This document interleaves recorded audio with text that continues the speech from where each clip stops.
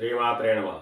గోచార భాగంలో చంద్రుడు 9వ స్థానంలో ఉన్నట్టయితే చేసేటువంటి వృత్తి వ్యాపారాలు కొద్దిపాటిగా నష్టాన్ని చూసేటువంటి అవకాశం ఉంటుంది. స్థానచలనం, కుటుంబంలో మనస్పర్ధలు, భార్యతో విరోధం, అధికారులతో విరోధం, ఇటువంటి సమస్యలు వచ్చేటువంటి అవకాశం ఉంటుంది. అదే చంద్రుడు గోచారీత్యా 10వ రాశిలో ఉన్నట్టయితే వ్యాపార లాభం, చేసేటువంటి కృషి అభివృద్ధి, స్వర్ణాభరణ ప్రాప్తి, నూతన స్త్రీ లాభం, నూతన వస్త్ర లాభం, బంధుమిత్రులతో సఖ్యత, స్థిరాస్తి వృద్ధి కలిసేటువంటి అవకాశం ఉంటుంది. చంద్రుడు 11వ స్థానంలో ఉన్నట్టయితే గృహంలో శుభకార్యం, బంధుమిత్రులతో ఇష్టాగోష్ఠి, సంతోష వార్తలు వినటం, ఇటువంటివి జరిగేటువంటి అవకాశం ఉంటుంది. 12వ స్థానంలో ఉంటే వివాహాది శుభకార్యాలతో ఆటంకం, వస్తునాశనం, ఇటువంటి చెడు ఫలితాలు కలిగేటువంటి అవకాశం ఉంటుంది.